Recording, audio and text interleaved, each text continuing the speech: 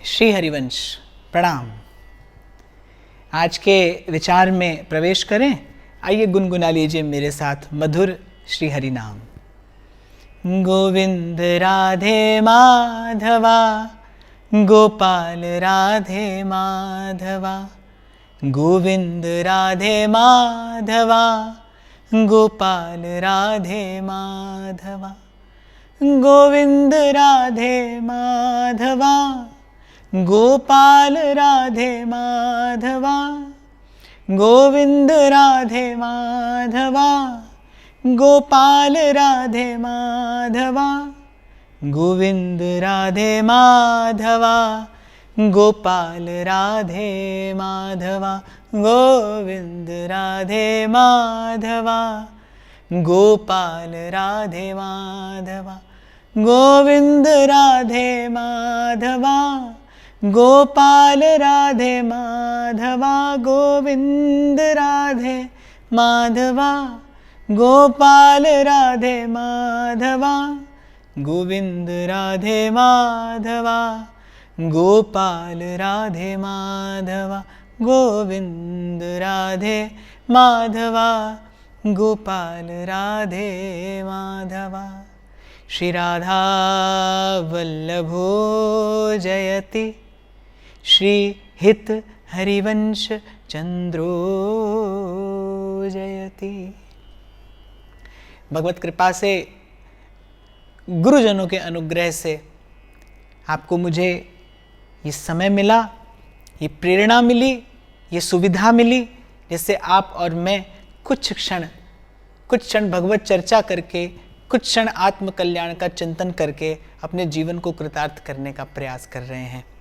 तो विषय है नारद भक्ति सूत्र, दूसरे श्लोक की कल हमने किंचित चर्चा की थी, चिंतन किया, आरंभ किया देवर्षि नारद जी ने अथातो भक्तिम व्याख्यास्यामः। और ये सूत्र देकर कहीं नारद जी बड़ी विनम्रता पूर्वक आपको और मुझे स्पष्ट कर रहे हैं कि मैं जो कुछ कहूँगा वो कुछ और नहीं, अनुभव होगा। सत्य का प्रमाण है क्या, कहाँ मिलता है? सत्य का प्रमाण केवल आपकी आत्मा है, आपका मन है। हमारे श्री सेवक जी महाराज कहते हैं श्री हरिवंश प्रमाण मनम।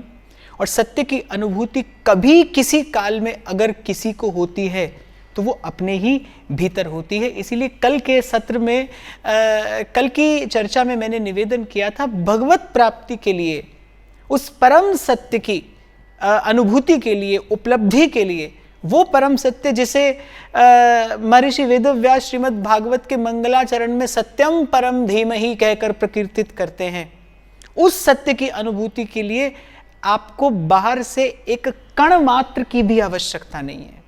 ईश्वर को प्राप्त करने के लिए, प्रभु को प्राप्त करने के लिए आपको जो चाहिए वो सब आपको प्रभु ने देकर भेजा है। वो सब संपत्ति, वो सब समृद्धि कहीं ना कहीं आपके भीतर है।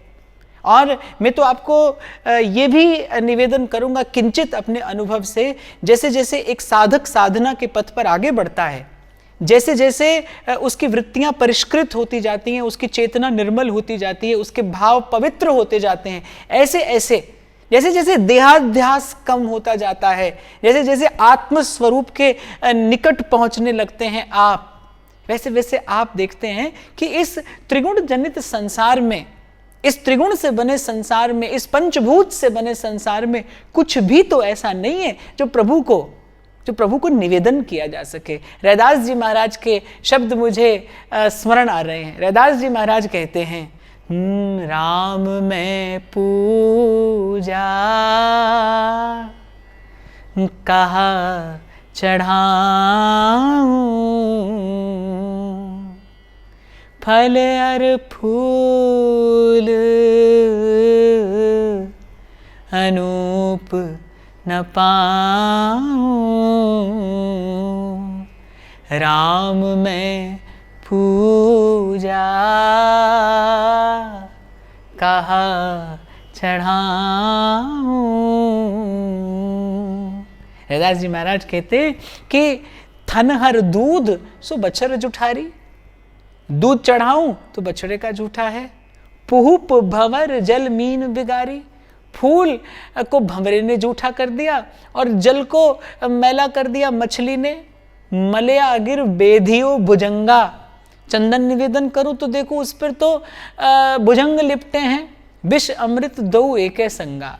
और ये कहीं ना कहीं एक और संकेत है रैदास जी का कि भाई देख लिया संसार, इसमें कुछ भी पूर्ण रूपेण शुद्ध नहीं है, इसमें कुछ भी पूर्ण रूपेण पवित्र नहीं है। कल की चर्चा में भी मैंने आपसे निवेदन किया था, भाई सार और निस्सार से मिलकर संसार बना है, या कुछ भी सार नहीं है, कुछ भी केवल निस्सार नहीं है। ऐसे विष अमृत से मिलकर वासना का विष और वो परमात्म तत्व का अमृतत्व, उसी से मिलकर ही तो इस जड़ और चेतन से युक्त संसार की सृष्टि हुई है, रचना हुई है। तो रैदास जी फिर कहते हैं अंत में, मन ही पूजा मन ही धूप, मन ही सेऊ सहज स्वरूप। ऐसे ही कुछ शब्द सूरदास जी भी कहते हैं। मिलवो नैनन ही को नीको, मदन गोपाल हमारे सर्वस, सोई भाव तो जी को। अब तो बस नेत्र मूंदे और कहीं मन के मंदिर में बैठाया अपने प्राण प्रियतम को। आ पिया इन नैनन में पलक ढांप तो हेलूं, ना मैं देखूं और को, ना तो है देखन दूं। जी हाँ, मैं यही कहना चाह रहा हूं, जैसे जैसे आप इस पथ पर आगे बढ़ेंगे, जैसे जैसे आप सत्य के निकट पहुंचेंगे, जैसे जैसे आपकी चेतना सत्य का अनुभव करेगी, जैसे जैसे आपका देहाध्यास कम होगा, आप देखेंगे, आप पाएंगे, आप जानेंगे, आप अनुभव करेंगे इसका कि भगवत प्राप्ति के लिए, उस परम सत्य की अनुभूति के लिए जो चाहिए वो सब आपके भीतर है। इसीलिए गोस्वामी जी ने कहा, भक्ति स्वतंत्र सकल गुण खानी। स्वतंत्र बड़ा महत्वपूर्ण शब्द है ये। गोस्वामी जी जो ये शब्द प्रयोग करते हैं बड़ा विचारणीय है, ये बड़ा मूल्यवान शब्द है। स्वतंत्र है भक्ति, स्वतंत्र अर्थात वो किसी बंधन में नहीं बंधी। भक्ति के अतिरिक्त जितने भी साधन हैं वो सब कहीं ना कहीं बंधे हैं। इसीलिए हमारे सेवक जी महाराज कहते, ज्ञान धर्म व्रत कर्म भक्ति किंकर किए। एक भक्ति स्वतंत्र है, और आपकी मेरी पराधीनता तो आप और मैं जानते ही हैं। आप और मैं तो जन्मांतर से विषय के बंधन में बंधे हैं। अब बंधे हुए को कौन मुक्त करे? जो स्वयं मुक्त हो, जो स्वयं स्वतंत्र हो। और भक्ति के अतिरिक्त कोई और साधन नहीं है जो सर्वतोभावेन स्वतंत्र हो, जिसे किसी अन्य की आवश्यकता ना हो। ज्ञान को संकल्प की आवश्यकता है, बुद्धि की आवश्यकता है, विचार शक्ति की आवश्यकता है। अगर किसी के पास तत्व का चिंतन करने की योग्यता ना हो, अगर कोई अहंकार चतुष्टय से संपन्न ना हो, तो वो कैसे महावाक्य का चिंतन कर सकता है? वो कैसे वेदांत का श्रवण करके मनन करेगा? क्योंकि उपनिषद तो कहता है आत्मा अरेवा द्रष्टव्य श्रोतव्यो मंतव्यो निधिध्यासितव्य, कि श्रवण हो, मनन हो, निधिध्यासन हो। अब भाई किसी में ये योग्यता नहीं भी हो सकती, तो ज्ञान के मार्ग की अपनी एक व्यवस्था है। और कर्म का जो मार्ग है, मुझे लगता है कि वो तो बंधन का स्वरूप अवश्य परिवर्तित कर देता है। ऐसा अवश्य हो सकता है कि कर्म मार्ग पर चलने से पहले, जो कोरा कर्म कांड का मार्ग है, मैं उसकी बात कर रहा हूं, कि उस पर चलने से पहले हो सकता है आप लोहे के पिंजरे में हो और वो आपको सोने के पिंजरे में बंद करा दे। पर पिंजरा तो पिंजरा है, पराधीनता तो नहीं जाती। अगर कोई स्वतंत्र है, अगर कोई पूर्ण रूपेण स्वतंत्र है, जैसे किसी अन्य साधन की, किसी अन्य अवलंब की कोई आवश्यकता नहीं है, तो वो श्री हरि की भक्ति है। मैले से मैले, विषय वासना से वासित जीव को भी धोकर निर्मल करके अगर प्रभु की गोद में बैठाने की सामर्थ्य किसी के पास में है, तो वो केवल भक्ति के पास है। केवल धर्म और धर्म का सिद्धांत तो आपसे पहले पवित्रता मांगेगा। उसके पास तो विधि भी है और उसके पास निषेध भी है। आपके पास विधि का सम्यक प्रकार से अनुष्ठान करने की योग्यता होनी चाहिए, आपके पास साहस होना चाहिए कि आप निषेध की ओर नहीं जाएंगे। पर कोई इतना मैला कुचैला चित्त जिसके मुख पर राम का नाम नहीं आता हो, उसे कौन उबार सकता है? इस जग जंजाल से कौन मुक्त करा सकता है? केवल कृपा की शक्ति है, केवल भगवान की भक्ति है। संसार ने देखा उल्टा जपत जगत सब जाना, वाल्मीकि भय ब्रह्म समाना। सूरदास जी का एक पद स्मरण आ रहा है मुझे। वो कहते हैं, दीनन दुख हरण देव संतन हितकारी, अजामिल गीध व्याध, अजामिल गीध व्याध, इनमें कहो कौन साध। सूरदास जी कहते हैं, इनमें बताओ कौन साधु है, किसके पास पवित्र आचरण था, किसके पास वो विचार करने की शक्ति सामर्थ्य थी, कौन था विवेकवान? अजामिल गीध व्याध, इनमें कहो कौन साध। गणिका का उद्धार करते हैं, गणिका का उद्धार करते हैं जो प्रभु 3 स्थान से टेढ़ी कुब्जा, जो उन्हें किसी अन्य भाव से देखती है, उसे भी स्वीकार करते हैं प्रभु। किसके बल पर? ये भक्ति की शक्ति है, ये ईश्वर की कृपा शक्ति है। भक्ति और कृपा शक्ति में कोई भेद नहीं है। तो पूर्ण रूपेण स्वतंत्र अगर कोई साधन है तो वो प्रभु की भक्ति है। भक्ति अर्थात नारद जी ने दूसरे सूत्र में स्पष्ट किया, सा त्वस्मिन् परम प्रेम रूपा।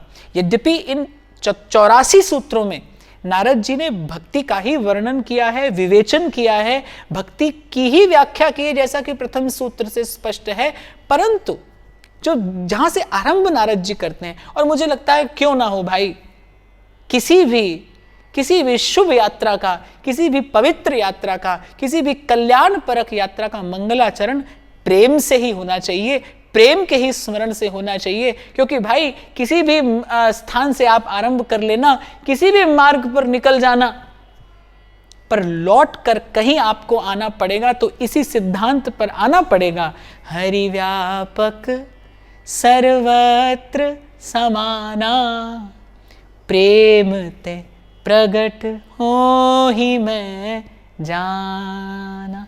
देखिए, कल भी मैंने कहा था कि जो भी कुछ संसार में दिखाई पड़ता है, सुनाई पड़ता है, उसकी अपनी एक योग्यता भी है, उपयोगिता भी है, उसकी अपनी एक शक्ति भी है, उसकी अपनी एक सामर्थ्य भी है। मैं किसी भी प्रकार के उपासना सिद्धांत या किसी भी प्रकार की उपासना पद्धति को तारतम्य में बैठाकर ऊपर या नीचे करने का प्रयास नहीं कर रहा हूं, पर एक ये शास्त्र प्रतिपादित सिद्धांत है और ये भक्त जनों का हृदय का एकमात्र अनुभव है कि जीव को आवागमन के द्वंद्व से भगवान की भक्ति के अतिरिक्त और कुछ नहीं कर सकता, कोई नहीं कर सकता।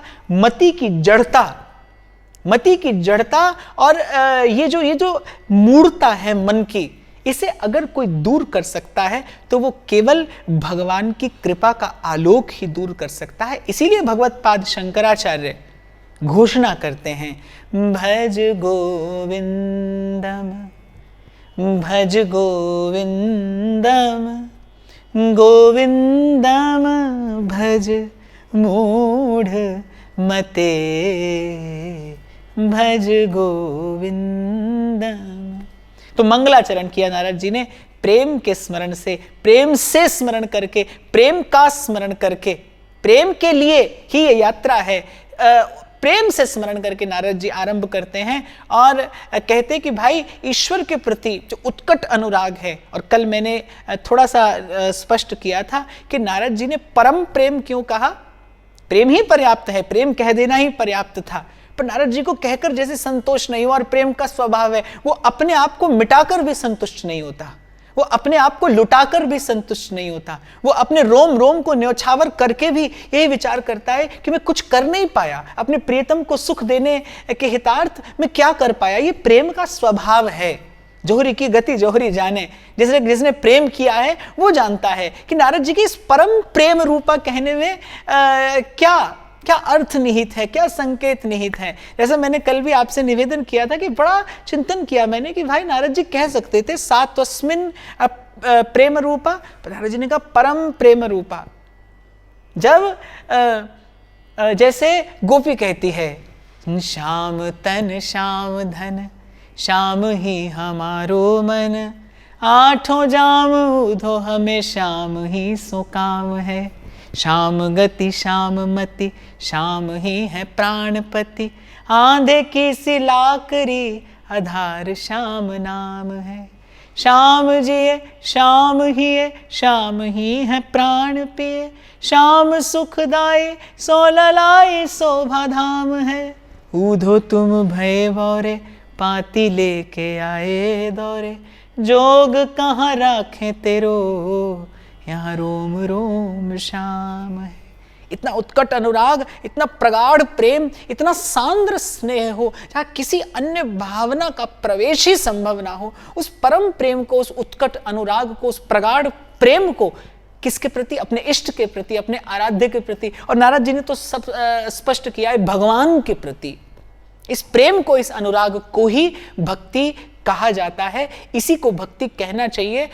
थोड़ा सा चिंतन हुआ था कल के सत्र में कि समझना बहुत आवश्यक है भाई भगवान क्या है, कौन है, कैसे हैं, किसे भगवान कहना चाहिए। बड़ा भ्रम है इसमें, बड़ा भ्रम है। किसी को भी पूज देने से आप भगवान की पूजा नहीं कर लेते। किसी भी मंत्र को जप लेने से भगवान की भक्ति नहीं हो जाती। समझना आवश्यक है भाई भगवान कौन है, शास्त्र किसे भगवान कहते हैं, शास्त्र भगवान का क्या स्वरूप बताते हैं, श्रीमद् भागवत क्या कहती है, सर्वशास्त्रमयी गीता क्या कहती है, सब पुराणों का सार श्रीमद् भागवत भगवान के स्वरूप का क्या विवेचन करते हैं, वेद क्या कहते हैं, उपनिषद क्या कहता है, उसे जानकर समझकर भगवान के स्वरूप को समझने के बाद ही भक्ति का विचार किया जा सकता है। इस यात्रा पर आगे बढ़ा जा सकता है। देखिए एक बात मैं यहां बड़ी विनम्रता पूर्वक आपको कहना चाहूंगा कि मैं ऐसा सोचता हूं कि कोई वस्तु आपके पास नहीं है तो प्राप्त करने के लिए आप प्रयास कर सकते हैं, अर्थात प्राप्त करने की एक संभावना है।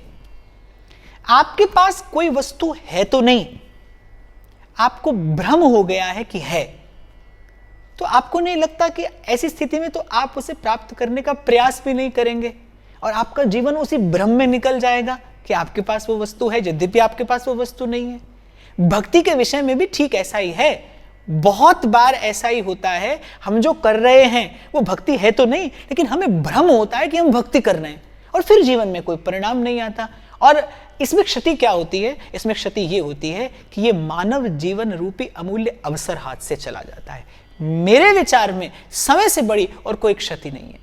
यदि आपने समय खोया है, यदि आपने ये जीवन रूपी अमूल्य अवसर हाथ से जाने दिया है, इससे बड़ी और कोई क्षति क्या होगी भाई? एक मनुष्य का इससे बड़ा नुकसान, इससे बड़ी हानि और क्या होगी कि वो जिस कार्य के लिए इस संसार में आया, जिस उद्देश्य की पूर्ति के लिए इस संसार में आया, वो उसे ही पूर्ण नहीं कर पाया, वो अपने लक्ष्य को ही प्राप्त नहीं कर पाया। एक बालक वर्ष भर समय पर विद्यालय में जाए, पूरी पढ़ाई कर ले, परीक्षा में फेल हो जाए, उसके वर्ष भर की उस मेहनत का, उसके वर्ष भर के परिश्रम का क्या अर्थ रहा? आप और मैं यहाँ रहे या यहाँ रहे, आपने और मैंने फटे पुराने वस्त्र पहने या आपने और मैंने रेशमी दुशाले ओढ़े, आपने और मैंने कर का पात्र बनाकर भोजन किया या आप और मैं सोने चांदी के बर्तनों में पाते रहे, ये सब तो ऐसा हो या वैसा हो एक दिन मिट जाना है, समाप्त हो जाना है, सत्य है, सिद्धांत है, संग नहीं जाना है। बड़ी बात यह है भगवान से मिलने के लिए ये जन्म मिला था, भगवान से मिले या नहीं मिले। राजा हो रंक हो, कबीर साहब कहते हैं अरे आए हैं सो जाएंगे राजा रंक फकीर। कोई सिंहासन चढ़ चला और कोई बंधा जंजीर। मैंने कहा कि हो सकता है करते हो आप, करने से पहले आप लोहे के पिंजरे में बंद हो, करने के बाद आपको कुछ उपलब्ध हो जाए, आपका पिंजरा सोने का हो जाए। आज झोपड़ी में है, कल महल में हो जाए। कल झोपड़ी में आसक्ति थी, आज महल में हो गई, पर आसक्ति तो रही, बंधन तो रहा। बंधन से मुक्ति कहां हुई, स्वाधीनता कहां मिली, स्वतंत्रता कहां मिली, उड़ने के लिए प्रेम का वो उन्मुक्त गगन कहां मिला। तो भाई बड़ा विचार करने योग्य ये एक पक्ष है, इसीलिए मैंने ये विषय चुना। बड़ी भ्रांति है भक्ति को लेकर, भगवान को लेकर, बड़ा भ्रम है, बड़ी भूल में है आप और मैं। बड़ा साधारणीकरण हो गया भक्ति का। नाच कूद करके भी किसी को लगता है भक्ति हो रही है, वृक्ष के चारों ओर डोरा बांध रहा है कोई, उसे भी लगता है भक्ति हो रही है। कोई तीर्थ में जाकर सकाम अनुष्ठान कर रहा है, उसे भी लगता है भक्ति हो रही है। किसी भी देवी देवता की उपासना कर रहा है, उसे भी लगता है मैं भगवान की भक्ति कर रहा हूं। पर मैं अपनी बात दोहराता हूं भाई कि भक्ति नहीं हो रही, संभावना है, क्योंकि आप भक्ति के लिए ही आए हैं इस संसार में। सदगुरु का संग मिलेगा, संतों की कृपा होगी, भगवान का अनुग्रह होगा, होने लगेगी।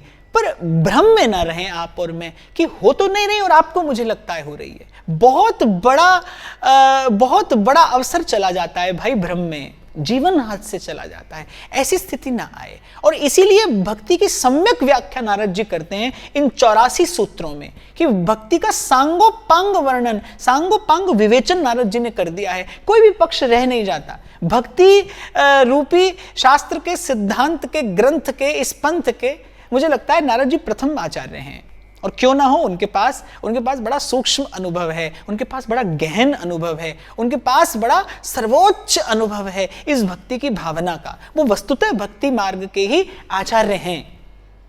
स्मरण हो रहा है मुझे नारद जी का, एक बार हम उनके अतिशय प्रिय हरिनाम का गान कर लें। श्रीमन नारायण नारायण, श्रीमन नारायण नारायण नारायण, भजमन नारायण नारायण, भजमन नारायण नारायण नारायण, श्रीमन नारायण नारायण नारायण, लक्ष्मी नारायण नारायण नारायण।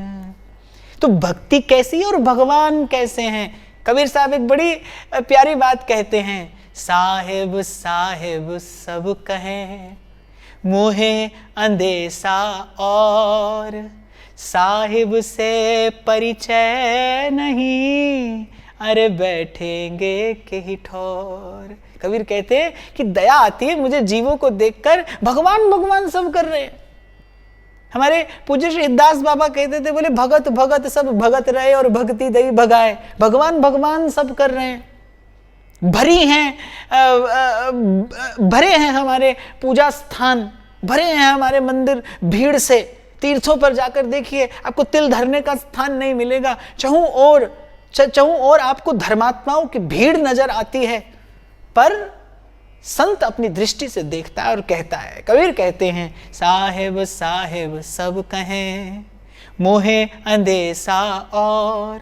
कबीर कहते भाई इनको देखकर मुझे बड़ा संशय होता है कि साहिब साहिब सब करते हैं, सब भगवान भगवान कर रहे हैं, साहिब से परिचय नहीं बैठेंगे के ही ठौर। पर साहिब से तो इनका परिचय ही नहीं, ये तो जानते ही नहीं सच्चा साहिब है कैसा, ये तो जानते ही नहीं उस सच्चे साहिब का स्वरूप क्या है, स्वभाव क्या है। अरे जब ये अवसर हाथ से चला जाएगा, अरे जीव कहां जाकर बैठेगा, किसकी ओट मिलेगी तुझे, किसकी शरण मिलेगी। दया आती है कबीर साहब को, इसीलिए कहते हैं साहिब से परिचय नहीं बैठेंगे के ही ठौर। इसीलिए कल मैंने आपको निवेदन किया था भाई कि जहां अपनी बुद्धि ना जाती हो, वहां गुरुजनों के वाक्यों का आश्रय लेना चाहिए। जहां आपकी मेरी मति का प्रवेश ना हो, जहां आकर आप और मैं अपने हित और अहित का विचार न कर सकते हो, वहां पर आपको मुझे शास्त्र की आज्ञा का पालन करना चाहिए। शास्त्र की रचना क्यों है? बड़ा दुर्भाग्य है इस भारत देश का कि आज भारतवासियों का शास्त्र के वचनों से विश्वास उठ गया। आज हमारी अश्रद्धा हो गई शास्त्र के वचनों में। क्यों रचना हुई शास्त्रों की? किस लिए? आपके मेरे हित के लिए। कुछ ऐसा होगा भाई जहां आप और मैं नहीं जा पाएंगे, कुछ ऐसा होगा जिसे आप और मैं अपनी अल्प बुद्धि से नहीं जान पाएंगे, पहचान पाएंगे। आपको मुझे उस सत्य का संकेत करने के लिए शास्त्रों की रचना हुई है। सतपथ पर चले आप और मैं, अनुशासित जीवन हो, सुंदर जीवन हो, पवित्र जीवन हो, मानवोचित जीवन हो, इसके लिए शास्त्र हमें कुछ जीवन मूल्य देते हैं। आपके मेरे हित के लिए शास्त्रों की रचना है। ये जो पुराण है, जो ग्रंथ हैं, ये आपको मुझे भ्रमित करने के लिए नहीं है, ये कहानियां सुनाकर आपका मेरा मनोरंजन करने के लिए नहीं है, ये आपको और मुझे सत्य वस्तु का संकेत देने के लिए है। कैसा जीवन हो, ये जीवन मूल्य सिखाते हैं, ये जीवन जीने की कला सिखाते हैं। आपके शब्दों में they tell us the art of living, the science of living. और आपको मुझे तो गर्व होना चाहिए कि आपके मेरे पास केवल जीने की कला ही नहीं है, आपके मेरे पास तो जीवन जीने का विज्ञान है, आपके मेरे पास ज्ञान है, आपके मेरे पास मनोविज्ञान भी है। हर दृष्टिकोण से आप और मैं सफल हो सकते हैं, सफल कर सकते हैं अपने जीवन को, यदि किंचित विचार करें आप और मैं, चिंतन करें आप और मैं।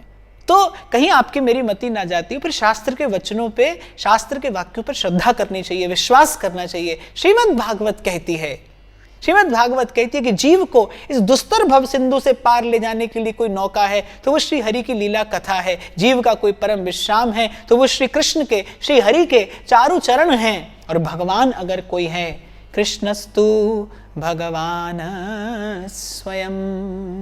तुलसी बाबा कहते हैं कि मेरे राम, नामदेव कहते हैं विठ्ठल विठ्ठल विठ्ठला माझा पांडुरंग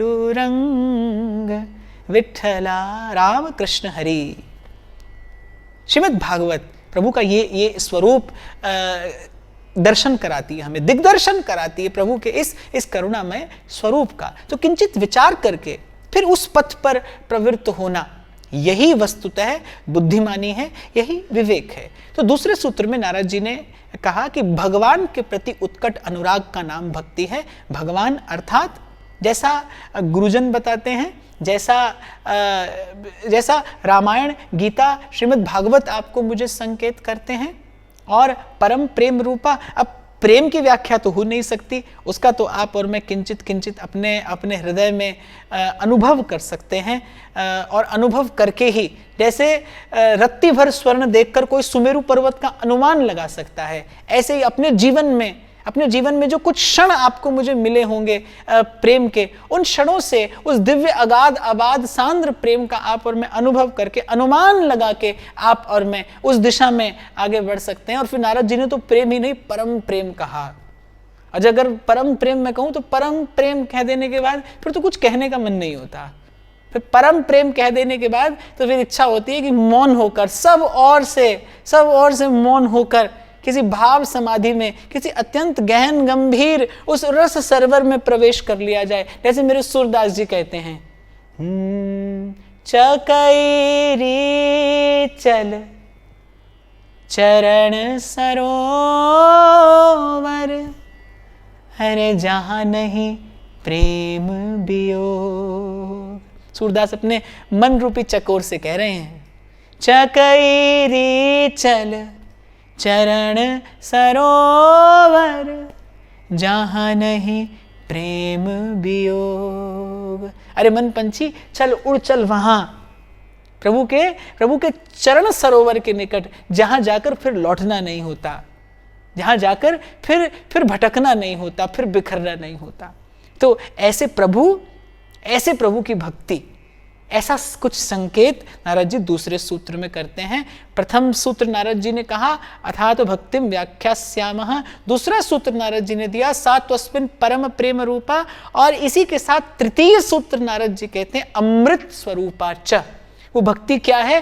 परम प्रेम रूपा भी है और अमृत स्वरूपा भी है। अब यहाँ अमृत शब्द का प्रयोग नारद जी ने किया है इस तृतीय सूत्र में। अमृत अर्थात जिसका पान करके मृत्यु का भय समाप्त हो जाए। मृत्यु अर्थात इस देह का छूट जाना ही मृत्यु नहीं होता।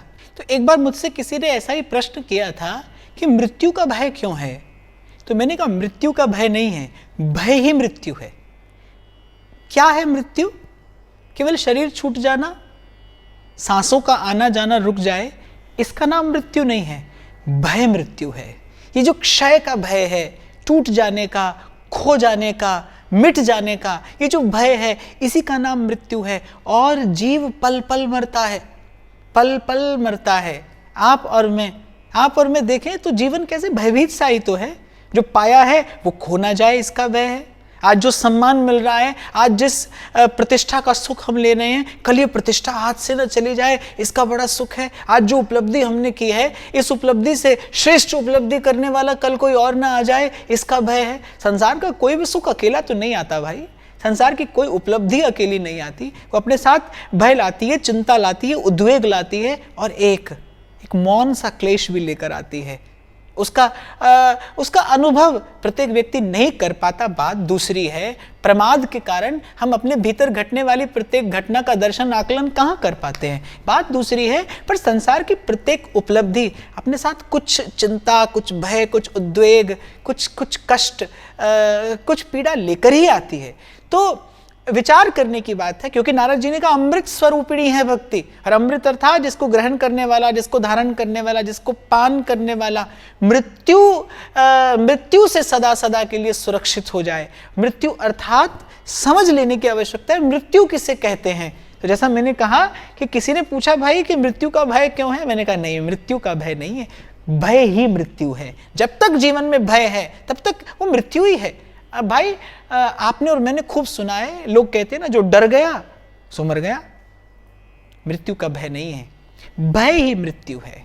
इसीलिए हमारे यहाँ निर्भयता को बड़ी ऊंची अवस्था माना गया है। फियरलेसनेस ये बड़ी ऊंची अवस्था है, जिसका आनंद कबीर साहब ले रहे हैं।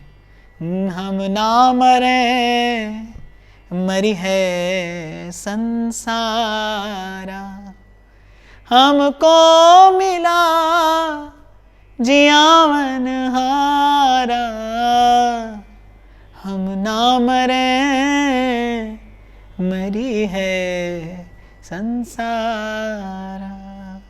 और भक्ति रूपी अमृत का जो पान करता है, इस भक्ति रूपी अमृत को जो चख लेता है, वो पाता है इस भय रूपी मृत्यु से सदा सदा के लिए मुक्ति। उसके जीवन में आती है ये निर्भयता। यही प्याला तो पिया था ना मीरा ने, और फिर गाया था,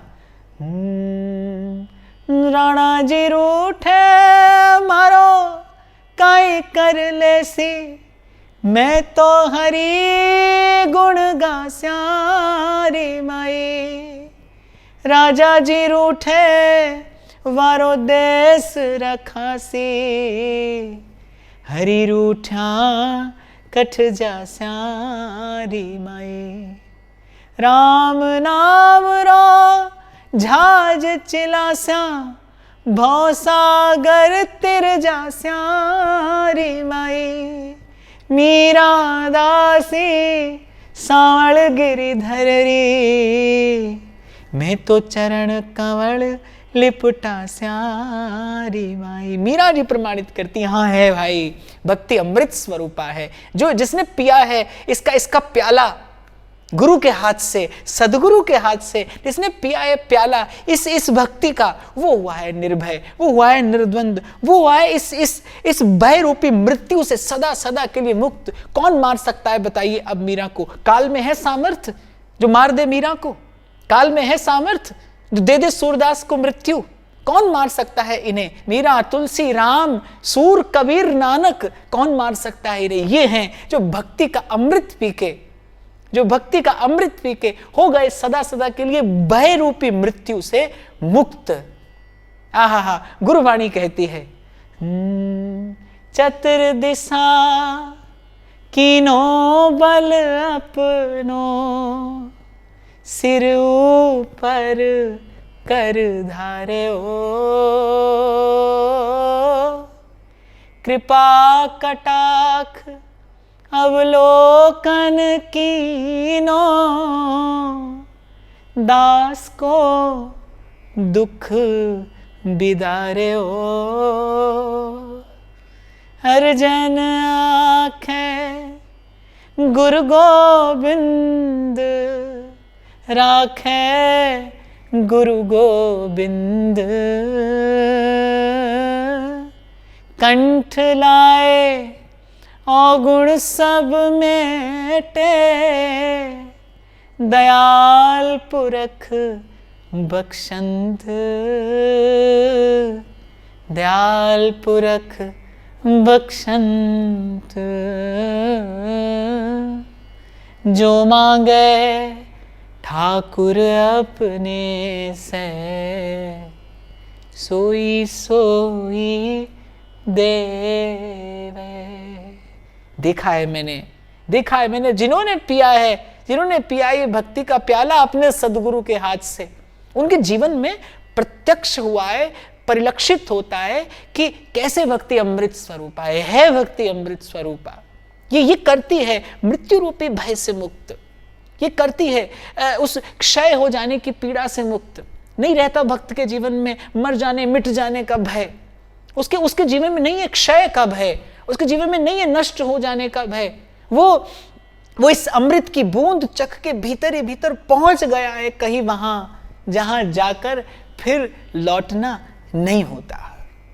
तो तृतीय सूत्र में नारद जी ने कहा है कि ईश्वर के प्रति जो उत्कट अनुराग है उसका नाम भक्ति है। भक्ति परम प्रेम रूपा भी है और भक्ति अमृत स्वरूपा भी है। अमृत अर्थात मैंने आपको स्पष्ट किया, जो मृत्यु के भय से नहीं, भय रूपी मृत्यु से आपको सदा के लिए मुक्त कर दे। एक अमृत प्रकट हुआ समुद्र मंथन के समय, जहां जहां उसकी बूंद गिरी वहां वहां उत्सव होता है। और एक अमृत प्रकट होता है गुरु और शिष्य के मध्य में, जो एक भावना का मंथन होता है। मैं कई बार कहता हूं कि जब समर्थ गुरु होता है, समर्पित शिष्य होता है, तब ये घटना घटती है इस अस्तित्व में, इस लोक में, इस कालक्रम में ये अद्भुत उत्सव का आविर्भाव होता है जब गुरु और शिष्य का मिलन होता है। समर्थ गुरु का, समर्पित शिष्य का, इस गुरु और शिष्य के मध्य में जो एक भावनात्मक मंथन होता है, उससे ये अमृत का कुंभ, ये भक्ति रूपी अमृत का कुंभ प्रकट होता है। और फिर देखो जहां जहां वो गुरु शिष्य जाते हैं, विचार से, भाव से, चिंतन से, जहां जहां इस अमृत की बूंदें टपकती हैं, वहां वहां अनंत काल तक होता रहता है भाव का, प्रेम का, रस का उत्सव। तो तृतीय सूत्र में नारद जी बताते कैसी है भक्ति, जो जीव को भय रूपी मृत्यु से सदा सदा के लिए मुक्त कर दे, जो जीव को निर्भय करके, निर्द्वंद करके बैठा दे उस सत्य चित्त आनंद की गोद में। आज के लिए इतना ही, कल फिर मिलेंगे। सादर हरिस्मरण, श्री हरिवंश, प्रणाम।